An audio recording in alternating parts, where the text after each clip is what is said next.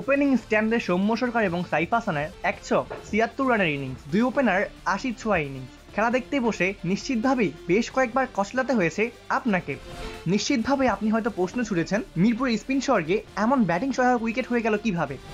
West ইন্ডিজের বিপক্ষে series নির্ধারণী তৃতীয় ওয়ানডে ম্যাচে আগে ব্যাট করতে নেমে বিশাল রানের সংগ্রহ দাঁড় করিয়েছে বাংলাদেশ। টাইগারদের ইনিংসের শেষটা আশাস্বরূপ না হলেও লড়াই করার মতো পুঁজি পেয়েছে টাইগাররা। মিরপুরে টস জিতে এদিন আগে ব্যাট করার সিদ্ধান্ত নেয় বাংলাদেশ। ওপেনিং স্ট্যান্ডে তাণ্ডব চালিয়েছেন সৌম্য সরকার এবং সাইফ হাসান। ধুমধারাক্কা ব্যাটিংয়ে এগিয়েছে বাংলাদেশের গতিশীল ইনিংস, দুই ওপেনারে ছুঁয়েছেন 50। সৌম্য সাইফের তাণ্ডবে দুর্দান্ত গতিতে এগিয়েছে বাংলাদেশ ক্রিকেট দল। মারমুখী ব্যাটিংয়ে ক্যারিবিয়ান বোলারদের পিটিয়ে তক্তা বানিয়েছেন দুই টাইগার ওপেনার।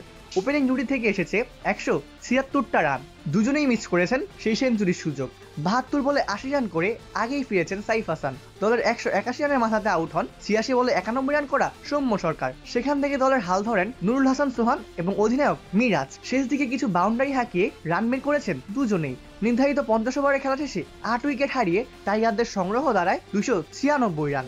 17 বলে 17 রান করে ক্রিজে টিকেছিলেন অধিনায়ক মিরাজ এবং সোহান টিকেছিলেন 8 বলে 16 রান করে। ওয়েস্ট ইন্ডিজের হলে আকিল হোসেন নেন 4 উইকেট, আলিক আন্তাসে নিয়েছেন 2 উইকেট। কি মনে হয় আপনার, বাংলাদেশ কি পারবে আজকে সিরিজ নির্ধারণী ম্যাচে ওয়েস্ট ইন্ডিজকে হারিয়ে জয় তুলে নিতে? অপূর্ব দাস, প্লেবাস নিউজ।